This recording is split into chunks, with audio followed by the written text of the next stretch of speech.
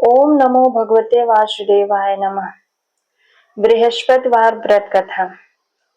बृहस्पतिवार व्रत की विधि। इस दिन बृहस्पतिश्वर भगवान की पूजा की जाती है। बृहस्पतिवार के दिन सुबह उठकर स्नान करने के बाद स्वच्छ वस्त्र धारण करें। पीले रंग के वस्त्र इस दिन धारण करें। पीले पुष्पों को धारण करें। भोजन भी चने की दाल का करें। नमक नहीं खाना चाहिए। भोजन एक समय ही करना चाहिए। पीले रंग का फूल, चने की दाल, पीले कपड़े तथा पीले चंदन से करनी चाहिए। पूजन के पश्चात कथा सुननी चाहिए। इस व्रत को करने से बृहस्पति जी अति प्रसन्न होते हैं तथा धन और विद्या का लाभ होता है। स्त्रियों के लिए यह व्रत अति आवश्यक है और इस व्रत में केले के वृक्ष का पूजन किया जाता है। केले के वृक्ष में पीला चंदन, चने की दाल, गुड़ व मुनक्का से पूजन करें। बृहस्पतिवार व्रत कथा का पाठ करें। विष्णु चालीसा का पाठ करें। विष्णु जी की आरती करें और व्रत के अंत में भगवान बृहस्पति जी से पूजा में हुई त्रुटि के लिए क्षमा याचना करें। बृहस्पतिवार व्रत कथा। प्राचीन समय की बात है। भारत में एक राजा राज करता था। वह बड़ा प्रतापी तथा दानी था। वह नित्य प्रतिदिन मंदिर में भगवत दर्शन करने जाता था। वह ब्राह्मण और गुरु की सेवा भी किया करता था। उसके द्वार से कोई भी याचक निराश होकर नहीं लौटता था। वह प्रत्येक गुरुवार को व्रत रखता एवं पूजन करता था। हर दिन गरीबों की सहायता करता था। परंतु ये सब बातें उसकी रानी को अच्छी नहीं लगती थी। वह न व्रत करती और न किसी को एक पैसा भी दान में देती थी। वह राजा से भी ऐसा करने को मना किया करती थी। एक समय की बात है कि राजा शिकार खेलने वन को गए हुए थे। घर पर रानी और दासी थी। उसी समय भगवान बृहस्पति देव साधु का रूप धारण कर राजा के दरवाजे पर भिक्षा मांगने आए। साधु ने रानी से भिक्षा मांगी तो रानी कहने लगी, हे साधु महाराज, मैं इस दान पुण्य से तंग आ गई हूँ। इस कार्य के लिए तो मेरे पतिदेव ही बहुत है। अब आप ऐसी कृपा करें कि सारा धन नष्ट हो जाए तथा मैं आराम से रह सकूं। साधु रूपी बृहस्पति देव जी ने कहा, हे देवी, तुम बड़ी विचित्र हो। संतान और धन से कोई दुखी नहीं होता है। इसको सभी चाहते हैं। पापी भी पुत्र और धन की इच्छा करता है। अगर तुम्हारे पास धन अधिक है तो भूखे मनुष्य को भोजन कराओ, प्याऊ लगवाओ, ब्राह्मणों को दान दो, धर्मशालाएं बनवाओ, कुआं, तालाब, बावड़ी आदि का निर्माण कराओ, निर्धनों की कुंवारी कन्याओं का विवाह कराओ, साथ ही यज्ञ आदि करो। इस प्रकार के कर्मों से आपके कुल का और आपका नाम परलोक में सार्थक होगा और तुम्हें भी स्वर्ग की प्राप्त होगी। परंतु रानी साधु की इन बातों से खुश नहीं हुई। उसने कहा, हे साधु महाराज, मुझे ऐसे धन की आवश्यकता ही नहीं है जिसको मैं अन्य लोगों को दान देती फिरूं तथा जिसको रखने और संभालने में मेरा सारा समय नष्ट हो जाए। साधु ने कहा, हे देवी, यदि तुम्हारी ऐसी इच्छा है तो ऐसा ही होगा। मैं तुम्हें जैसा बताता हूँ वैसा ही करना। बृहस्पतिवार के दिन घर आंगन को गोबर से लेपना, अपने केशों को पीली मिट्टी से धोना, केशों को धोते समय स्नान करना, राजा से कहना वह हजामत करवाए, भोजन में मांस मदिरा खाना, कपड़े धोबी के यहाँ धुलने डालना। इस प्रकार 7 बृहस्पतिवार करने से तुम्हारा सारा धन नष्ट हो जाएगा। यह कहकर साधु महाराज रूपी बृहस्पति देव अंतर ध्यान हो गए। रानी ने साधु के कहने के अनुसार 7 बृहस्पतिवार तक वैसा ही करने का विचार किया। साधु के बताए अनुसार कार्य करते हुए केवल 3 बृहस्पतिवार ही बीते थे। उसकी समस्त धन संपत्ति नष्ट हो गई। भोजन के लिए दोनों समय परिवार तरसने लगा तथा सांसारिक भोगों से दुखी रहने लगा। तब राजा ने रानी से कहा, हे रानी, तुम यहाँ पर रहो, मैं दूसरे देश को जाता हूँ, क्योंकि यहाँ पर मुझे सभी मनुष्य जानते हैं, इसलिए मैं यहाँ कोई कार्य नहीं कर सकता। मैं अब परदेश जा रहा हूँ, वहां कोई काम धंधा करूंगा, शायद हमारे भाग्य बदल जाए। ऐसा कहकर राजा परदेश चला गया। वहां जंगल से लकड़ी काट कर लाता और शहर में बेचता। इस तरह जीवन यापन करने लगा। इधर राजा के घर रानी और दासी दुखी रहने लगे। किसी दिन भोजन मिलता और किसी दिन जल पीकर ही रह जाती। एक समय रानी और दासी को 7 दिन बिना भोजन के व्यतीत करने पड़े तो रानी ने अपनी दासी से कहा, हे दासी, यहाँ पास ही के नगर में मेरी बहन रहती है, वह बड़ी धनवान है, तो उसके पास जा और वहां से 5 शेर बेझर मांग कर ले आ, जिससे कुछ समय के लिए गुजारा हो जाएगा। दासी रानी की बहन के पास गई। रानी की बहन उस समय पूजा कर रहे थे। बृहस्पतिवार का दिन था। दासी ने रानी की बहन से कहा, हे रानी, मुझे आपकी बहन ने भेजा है, मुझे 5 शेर बेझर दे दो। दासी ने यह बात अनेक बार कही, परंतु रानी की बहन ने कोई उत्तर नहीं दिया, क्योंकि वह उस समय बृहस्पतिवार व्रत कथा सुन रही थी। जब दासी को रानी से कोई उत्तर नहीं मिला, तो वह बहुत दुखी हुई और उसे क्रोध भी आया। वह लौटकर रानी से बोली, हे रानी, आपकी बहन तो बहुत ही घमंडी है, वह छोटे लोगों से बात भी नहीं करती। मैंने उनसे आपका संदेश कहा तो उन्होंने कोई उत्तर नहीं दिया, मैं वापस चली आई। रानी बोली, हे दासी, इसमें उसका कोई दोष नहीं है। जब बुरे दिन आते हैं तब कोई सहारा नहीं देता। अच्छे बुरे का पता तो विपत्ति में ही लगता है। जो ईश्वर की इच्छा होगी वही होगा। यह सब हमारे भाग्य का दोष है। उधर रानी की बहन ने सोचा कि मेरी बहन की दासी आई थी, परंतु मैं उससे नहीं बोली, इससे वह बहुत दुखी हुई होगी। अतः कथा सुन और विष्णु भगवान का पूजन समाप्त कर वह अपने बहन के घर आई और कहने लगी, हे बहन, मैं बृहस्पतिवार का व्रत कर रही थी, तुम्हारी दासी हमारे घर गई थी, परंतु जब तक कथा होती है तब तक न लोग उठते हैं न बोलते हैं, इसलिए मैं न बोली। कहो दासी क्यों गई थी? रानी बोली, बहन, हमारे घर अनाज नहीं था, वैसे तुमसे कोई बात छिपी नहीं है, इस कारण मैंने दासी को तुम्हारे पास 5 शेर बेझर लेने के लिए भेजा था। रानी की बहन बोली, बहन देखो, बृहस्पति भगवान सभी के मनोकामना पूर्ण करते हैं, देखो शायद तुम्हारे घर में अनाज रखा हो।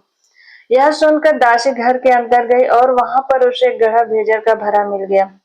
उसे बड़ी हैरानी हुई, क्योंकि उसने एक एक बर्तन देख लिया था। उसने बाहर आकर रानी को बताया।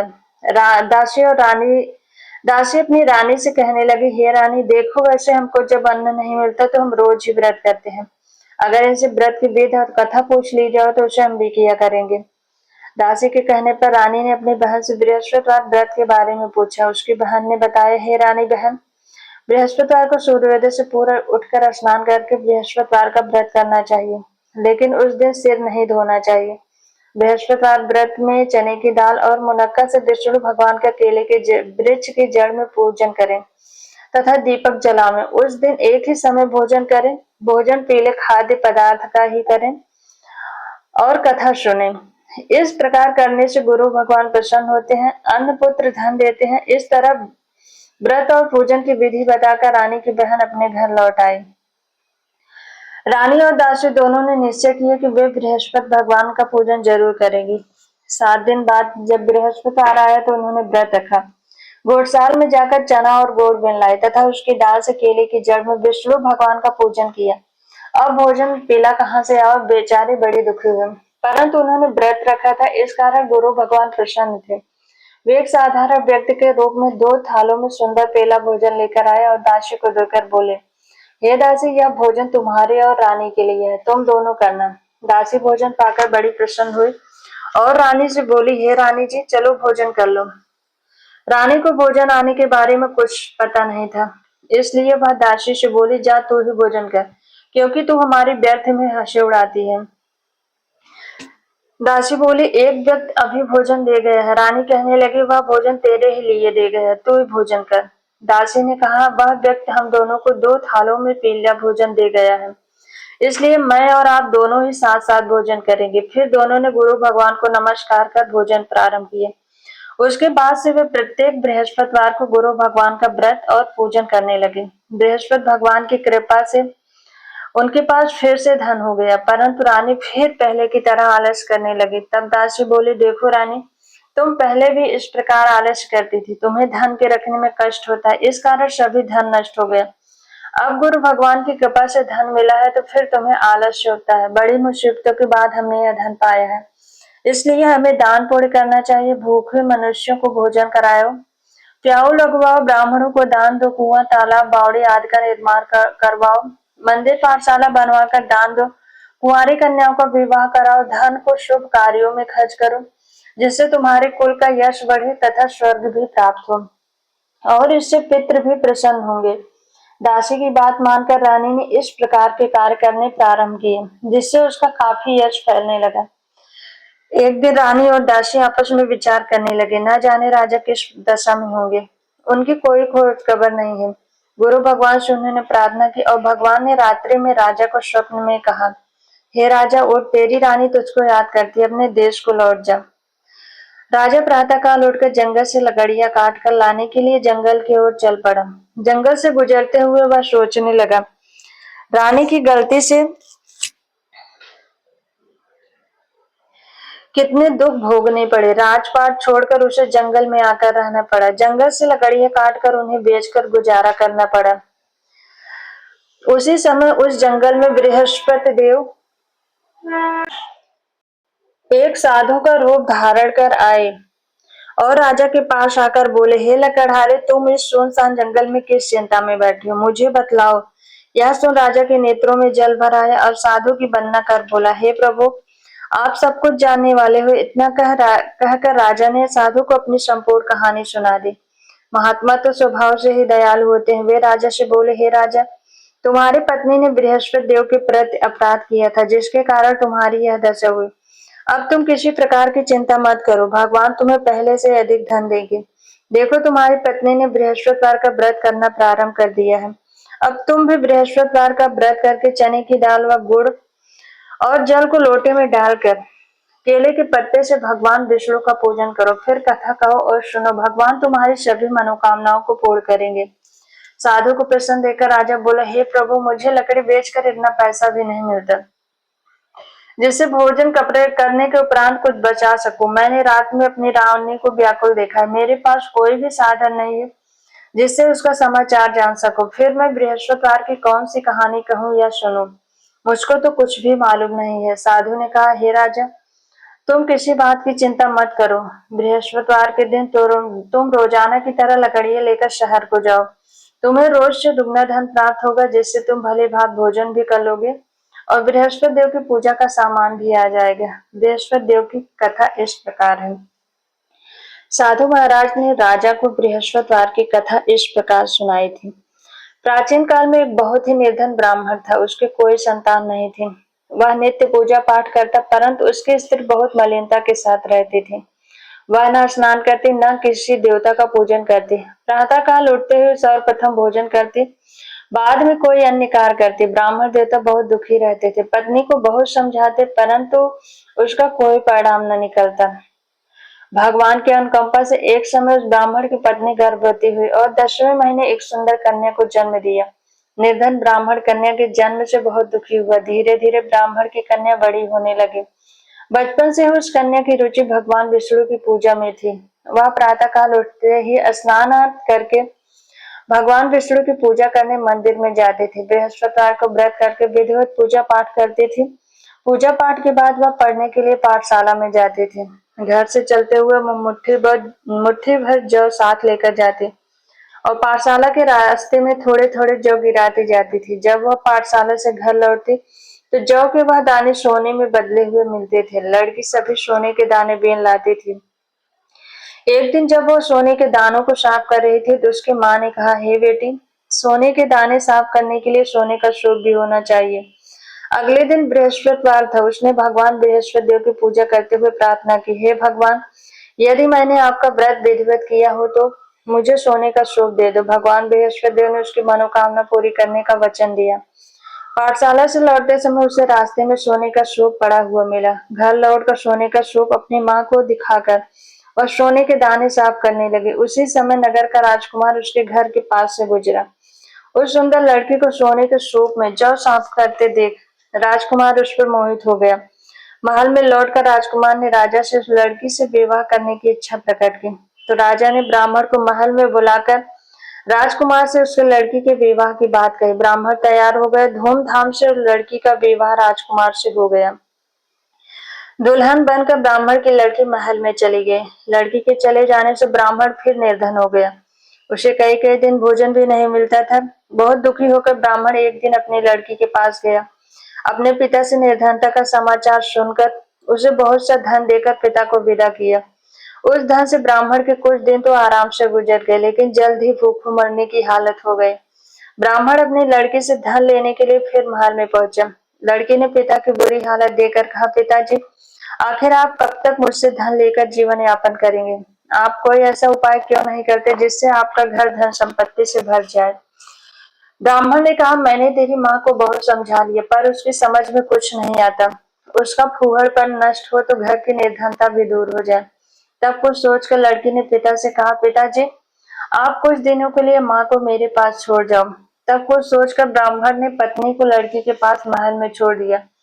लड़की ने अपनी माँ से कहा, माँ, तुम प्रातः काल उठकर स्नान करके भगवान विष्णु की पूजा अवश्य करना। पूजा करने से तुम्हारी निर्धनता अवश्य दूर हो जाएगी। लेकिन उसकी माँ ने उसकी कोई बात नहीं मानी। तब क्रोधित होकर लड़की ने अपनी माँ को एक कक्ष में बंद कर दिया। सूर्योदय के समय माँ को उठाकर जबरदस्ती उसे स्नान कराया और फिर मंदिर में ले जाकर भगवान बृहस्पति देव की पूजा कराई। कुछ दिनों तक ऐसा करने से माँ की बुद्धि में परिवर्तन हुआ। वह स्वयं बृहस्पतिवार का व्रत रखने लगे। उसके व्रत रखने से ब्राह्मण के घर में भगवान विष्णु की अनुकंपा से धन की वर्षा होने लगी। दोनों पति पत्नी धन संपत्ति पाकर आनंद पूर्वक जीवन यापन करते हुए विष्णु धाम को चले गए। लकड़हारा बने राजा ने उन साधु से भगवान बृहस्पति देव की यह कथा सुनकर बृहस्पतिवार का व्रत करके भगवान विष्णु की पूजा की। उस दिन से उसके सभी क्लेश दूर हुए। लेकिन अगले बृहस्पतिवार को कामकाज में अधिक व्यस्त रहने के कारण उसने भगवान बृहस्पति देव का व्रत नहीं किया। भगवान बृहस्पति देव लकड़हारे से क्रोधित हो गए और उसे भूल की सजा दी। उस दिन नगर के राजा ने नगर में घोषणा करके सबको सूचित किया, प्रत्येक नागरिक मेरे महल में भोजन करने आएगा। जो नहीं आएगा उसे अपराधी मानकर भारी दंड दिया जाएगा। लकड़हारा बने राजा ने उस नगर के राजा की घोषणा तो सुनी, लेकिन जंगल से लकड़ी काट कर लाने और उन्हें बेचने में देर हो जाने के कारण वह समय से महल में भोजन करने नहीं जा सका। अतः राजा के सैनिक लकड़हारे को पकड़कर महल में ले गए। राजा ने उसे महल के एक कक्ष में बैठाकर भोजन कराया। उस कक्ष में एक खूंटे पर रानी का सोने का हार लटका हुआ था। लकड़हारा अकेला ही उस कक्ष में भोजन कर रहा था। तभी उसने एक आश्चर्यजनक घटना घटती देखी। देखते ही देखते वह खूंटी हार को निगल गई। थोड़ी देर के बाद राजा ने हार को गायब देखा तो लकड़हारे को कारावास में डलवा दिया। लकड़हारा मन ही मन अपने भाग्य को कोसने लगा। तभी उसे जंगल में मिले साधु का स्मरण हो आया। थोड़ी देर में ही भगवान बृहस्पतिदेव सन्यासी के रूप में उसके सामने प्रकट हुए और कहा, हे लकड़हारे, तुमने भगवान बृहस्पतिदेव की पूजा नहीं की, इसी कारण तुम्हें कष्ट हुआ है। अब चिंता मत करो। बृहस्पतिवार के दिन कारागार के दरवाजे पर तुम्हें कुछ पैसे पड़े मिलेंगे। उन पैसों से भगवान बृहस्पति देव का व्रत करके उनकी पूजा करोगे तो तुम्हारे सब दुख नष्ट हो जाएंगे। बृहस्पतिवार के दिन दरवाजे पर पड़े मिले पैसे से चने और गुड़ मंगाकर लकड़हारे ने बृहस्पतिवार की कथा कही तो भगवान बृहस्पति ने प्रसन्न होकर उस नगर के राजा को स्वप्न में लकड़हारे को कारागार से मुक्त करने को कहा। शोभा राजा ने अपने कक्ष में आकर देखा तो खूंटी पर रानी का हार टंगा हुआ था। राजा ने लकड़हारे को मुक्त कर दिया और उसे धन तथा आभूषण देकर विदा किया। लकड़हारा बना राजा उस नगर से चलकर अपने नगर में पहुंचा तो उस नगर में कुएं, धर्मशाला, बाग बगीचे देखकर बहुत प्रसन्न हुआ। राजा ने किसी से पूछा, ये कुएं, धर्मशालाएं किसने बनवाई हैं? सबने उसे बताया कि यह सब रानी और उसकी दासी ने बनवाए हैं। राजा महल में पहुंचा तो रानी ने उनका भव्य स्वागत किया। तब राजा ने निश्चय किया कि सप्ताह में एक बार तो सभी बृहस्पति देव का व्रत तथा पूजन करते हैं, परंतु मैं प्रतिदिन व्रत किया करूंगा और दिन में 3 बार कथा कहा करूंगा। अब राजा हर समय दुसाले में चने की दाल बांधे रहता और दिन में 3 बार बृहस्पति देव की कथा कहता। कुछ दिनों के बाद राजा को अपनी बहन की याद आई। एक दिन राजा घोड़े पर सवार होकर राजा अपनी बहन से मिलने को चल दिया। अभी राजा नगर के बाहर ही पहुंचा था तो उसने कुछ लोगों को एक शव को ले जाते हुए देखा। राजा को स्मरण हो आया कि आज उसने किसी को बृहस्पतिवार की व्रत कथा नहीं सुनाई है। राजा ने उन लोगों को रोककर कहा, भाइयों, आप शव को ले जाने से पहले मुझसे बृहस्पतिवार की कथा सुन ले। लोगों ने राजा पर क्रोधित होते हुए कहा, तुम पागल तो नहीं हो? लेकिन कुछ बड़े बूढ़े लोगों ने कहा, अच्छा भाई, साथ में चलते चलते तुम अपनी कथा भी सुना लो। राजा ने चलते हुए आधी कथा ही सुनाई थी। शव हिलने लगा। राजा के पूरी कथा सुनाते ही शव उठकर बैठ गया। लोगों ने हैरानी से दांतों तले उंगली दबाई। और अगले बृहस्पतिवार से भगवान बृहस्पति देव का व्रत करके वह कथा सुनने का निश्चय कर लिया। अब घोड़े पर सवार राजा चलते हुए एक किसान के पास पहुंचा। किसान अपने खेत में हल चला रहा था। राजा ने कहा, अरे भाई, मुझसे बृहस्पतिवार की कथा सुन लो। किसान झुठलाकर बोला, अरे भाई, देख नहीं रहे, जितनी देर तुम्हारी कथा सुनूंगा उतनी देर में तो पूरे खेत में हल चला लूंगा।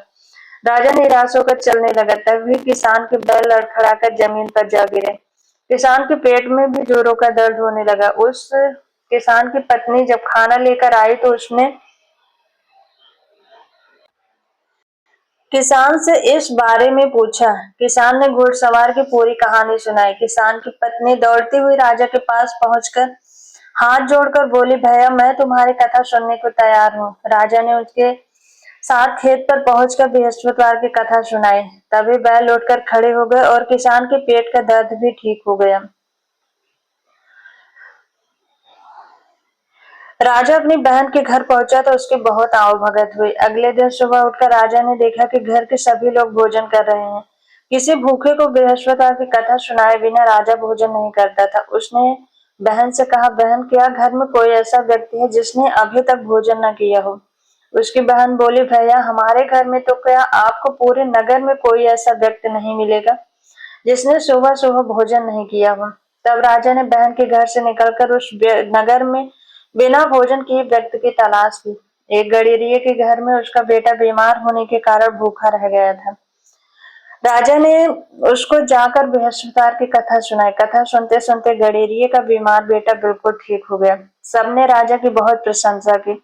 एक दिन राजा ने अपनी बहन से कहा, हे बहन, हम अपने घर जाना चाहते, तुम भी हमारे साथ चलो, कुछ दिन वहां रहकर लौट आना। राजा की बहन ने अपने सास से पूछा तो सास ने ताने देते हुए कहा, बहू, मायके जाना तो अकेली जाना, मेरे पोतों को नहीं ले जाना। तुम्हारे भाई के कोई संतान नहीं है, क्यों कहीं तुम्हारी भाभी मेरे पोतों पर कोई जादू टोना न कर दे। दूसरे कक्ष में बहन की सास की बातें सुनकर राजा दुखी मन से अकेला ही अपने नगर को लौट आया। रानी ने राजा से कहा, आप तो अपनी बहन को साथ लाने की बात कहकर गए थे, फिर बहन को साथ क्यों नहीं लाए? तब राजा ने दुखी होते हुए कहा, रानी, हम निसंतान हैं, इसलिए हमारे घर आना कोई पसंद नहीं करता है। रानी ने राजा को समझाया, हे प्राणनाथ, बृहस्पति देव ने हमें सब कुछ दिया है, अब भगवान बृहस्पति देव हमें संतान भी अवश्य देंगे। बृहस्पतिवार को विधिवत व्रत करते हुए राजा रानी ने भगवान बृहस्पति देव से संतान के लिए प्रार्थना की। कुछ दिनों के बाद उन्होंने स्वप्न में दर्शन देते हुए कहा, हे राजन, तेरी मनोकामना अवश्य पूरी होगी। एक सप्ताह बाद ही रानी गर्भवती हुई। 10वें महीने रानी ने एक सुंदर पुत्र को जन्म दिया। राजा रानी जीवन पर्यंत बृहस्पतिवार का व्रत करते रहे। उनके घर में धन की वर्षा होती रही। इस तरह आनंद पूर्वक जीवन यापन करते हुए राजा रानी भगवान बृहस्पति देव की अनुकंपा से मोक्ष को प्राप्त करके सीधे वैकुंठ धाम पहुंच गए। बृहस्पतिवार को विधिवत व्रत करके जो स्त्री पुरुष भगवान विष्णु की पूजा करते हैं, भगवान उनकी सभी मनोकामनाएं पूर्ण करते हैं। आरती बृहस्पति देव जी की। ओम जय बृहस्पति देवा, ओम जय बृहस्पति देवा, छिन छिन भोग लगाऊं कदली फल मेवा। ओम जय बृहस्पति देवा, तुम पूर्ण परमात्मा, तुम अंतर्यामी, जगत पिता जगदीश्वर, तुम सबके स्वामी। ओम जय बृहस्पति देवा, चरणामृत निज निर्मल, सब पातक हरता, सकल मनोरथ दायक, कृपा करो भरता। ओम जय बृहस्पति देवा, तन मन धन अर्पण कर, जो जन शरण पड़े, प्रभु प्रकट तब हो कर, आकर द्वार खड़े। ओम जय बृहस्पति देवा, दीन दयाल दयानिधि, भक्तन हितकारी, पाप दोष सब हरता, भव बंधन हारी। ओम जय बृहस्पति देवा, सकल मनोरथ दायक सब संशय टारी। विषय विकार मिटाओ संतन सुखकारी। ओम जय बृहस्पति देवा। जो कोई आरती तेरी प्रेम सहित गावे। ज्येष्ठानंद बंद गुरु को सो निश्चय पावे। ओम जय बृहस्पति देवा। स्वामी जय बृहस्पति देवा। बोलो बृहस्पति देव भगवान की जय। विष्णु भगवान की जय।